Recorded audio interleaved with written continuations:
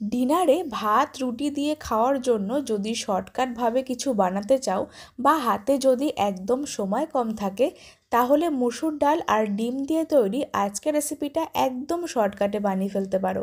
হাতে গোনা মাত্র 10 মিনিটের মধ্যে খুব সহজে বানিয়ে ফেলতে পারো।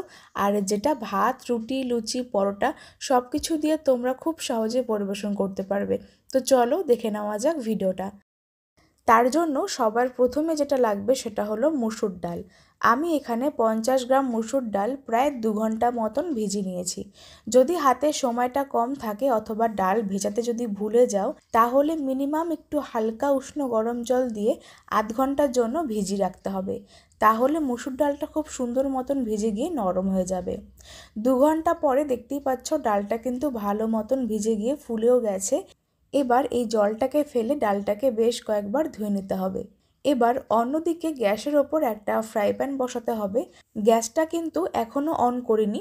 তো ফ্রাই প্যানের মধ্যে একে একে অ্যাড করব ধুয়ে রাখা মুসুর ডাল। ভিজিয়ে ধুয়ে রাখা মুসুর ডালটা সম্পূর্ণ অ্যাড করে দিয়েছি। এবার তার সাথে অ্যাড করব কিছু সবজি। আমি এখানে তার জন্য একটা প্লেটের মধ্যে কিছু সবজি কেটে নিয়েছি, যার মধ্যে রয়েছে একটা মিডিয়াম সাইজের আলু। আলুটা এরকম লম্বা লম্বা আর পাতলা করে কেটে নিতে হবে। আর রয়েছে একটা মাঝারি সাইজের পেঁয়াজ আর একটা টমেটো, ঝাল মতন 2টো কাঁচা লঙ্কা, 2 কোয়া রসুন। এবার এই সমস্ত সবজিগুলো ফ্রাই প্যানের মধ্যে একে একে সাজিয়ে নিচ্ছি। পেঁয়াজটা একটু মোটা মোটা করে স্লাইস করে কেটে নিয়েছিলাম, এতে করে কিন্তু খুব সহজে গলে যাবে না আর মুখে পড়লে খেতেও ভালো হবে। এবার এর মধ্যে অ্যাড করব স্বাদ মতো নুন। ডাল আর সবজির পরিমাণ মতন আমি এখানে নুনটাকে অ্যাড করেছি।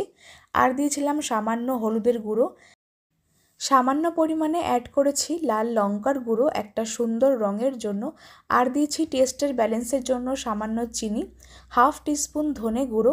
আর সব শেষে এর মধ্যে অ্যাড করতে হবে খানিকটা সর্ষের তেল। মুসুর ডাল আর সবজির পরিমাণ মতন আমি এখানে বেশ খানিকটা সর্ষের তেল অ্যাড করেছি। তবে তোমরা যে যেরকমভাবে তেলের পরিমাণটা খেতে পছন্দ করো সেই মতন অ্যাড করো।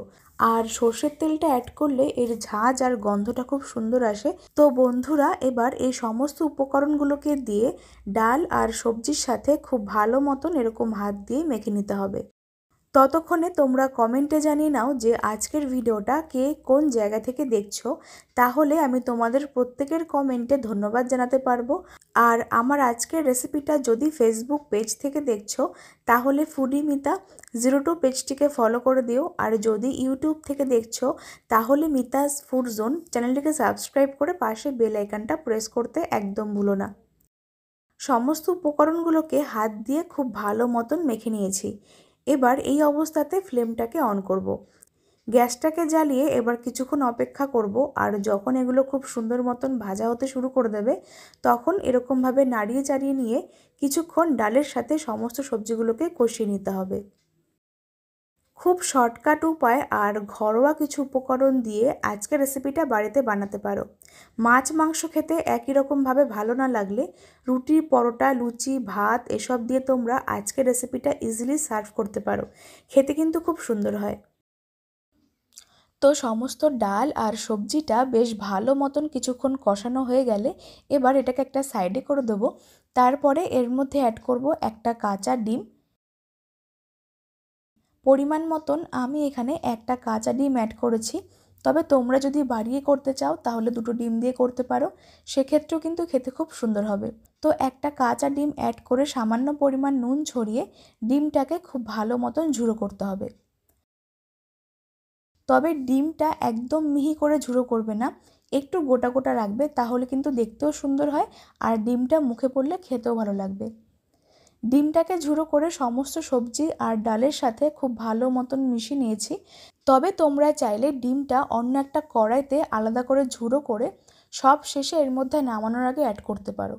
আমি এখানে যেহেতু আজকের রেসিপিটা একদম শর্টকাটে দেখিয়েছি, তার জন্য কিন্তু তোমরা এরকমভাবেও বানাতে পারো, সময়টা কম লাগবে। আরও একবার খুব ভালো মতো নেড়েচেড়ে মিশিয়ে নেওয়ার পরে প্রয়োজন মতন আমরা এর মধ্যে জলটাকে অ্যাড করব। তো আমি এখানে এরকম বড় কাপ মেপে প্রায় 1.5 কাপ মতন নর্মাল জল অ্যাড করেছি। তবে তোমরা ডাল আর সবজির পরিমাণ মতন জলের পরিমাণটা দিয়ে নেবে। 1.5 কাপ মতন জল দিয়েছিলাম, আর এতে করে কিন্তু খুব সুন্দর মতন আমার হয়েও গেছিলো। এর থেকে বেশি জল দেবো না, তা না হলে কিন্তু পাতলা হয়ে যাবে। তো 1.5 কাপ জল দিয়ে খুব ভালো মতো নেড়েচেড়ে সমস্ত কিছু মিশিয়ে এবার ফ্লেমটা একদম মিডিয়ামে করে দিয়ে ঢাকনা চাপা দিয়ে রাখছি, যতক্ষণ না পর্যন্ত ডাল আর সমস্ত সবজিটা খুব ভালো মতন সেদ্ধ হয়ে যাচ্ছে। তো ফিরে আসলাম প্রায় 10 থেকে 12 মিনিট পরে। দেখতেই পাচ্ছ ডালটা কিন্তু খুব সুন্দর মতন সেদ্ধ হয়ে গেছে, আর আলুগুলো বেশ ভালো মতন নরম হয়ে গেছে। তো আমি এখানে যে পরিমাণে জল দিয়েছি, বড় কাপ মেপে 1.5 কাপ, সেই জলটা কিন্তু একদম পারফেক্ট হয়েছে। এর থেকে বেশি জল লাগেনি আর কমও হয়নি। সমস্ত কিছু আরেকবার হাতা অথবা স্প্যাচুলা দিয়ে খুব ভালো মতন মিশিয়ে নিচ্ছি, আর টমেটোগুলো একটু থেতো করে নিচ্ছি। আমাদের এখানে আজকের এই রেসিপিটা একদম রেডি হয়ে গেছে। তবে সব শেষে নামানোর আগে অ্যাড করব খুবই সামান্য পরিমাণে বা 1/4 চা চামচ গরম মশলা গুঁড়ো, আর দিচ্ছি একদম সামান্য পরিমাণ ঘি। এতে করে একটা সুন্দর গন্ধ বেরোবে, খেতে কিন্তু খুব সুন্দর হয়। ঘি আর গরম মশলা গুঁড়ো অ্যাড করে আরেকবার আলতো হাতে মিশিয়ে নিয়েছিলাম, আর এই অবস্থাতে ফ্লেমটাকে বন্ধ করে ঢাকনা চাপা দিয়ে রাখছি আরও 3 থেকে 4 মিনিট স্ট্যান্ডিং টাইমে। তারপরে গরম গরম সার্ভ করব। তৈরি হয়ে গেল খুব সহজে আজকের একদম সিম্পল ডিনার আইডিয়া। তোমাদের রেসিপিটা কেমন লাগলো আমাকে অবশ্যই কমেন্টে জানাতে পারো। আজকের এইরকম রেসিপিটা যদি একদিনের জন্য বাড়িতে বানাও তাহলে খেয়ে তোমাদের কেমন লাগলো সেটা আমাকে অবশ্যই কমেন্টে জানাতে পারো। আজকের ভিডিওটা ভালো লাগলে লাইক, কমেন্ট, শেয়ার করো। রেসিপিটা ফেসবুক পেজ থেকে দেখলে পেজটিকে ফলো করো, আর যদি ইউটিউব থেকে দেখছো তাহলে মিতাস ফুড জোন চ্যানেলটিকে সাবস্ক্রাইব করে পাশে বেল আইকনটা প্রেস করতে একদম ভুলো না। আজকের মতন এ পর্যন্তই। তোমরা সকলে খুব ভালো থেকো, সুস্থ থেকো। ধন্যবাদ।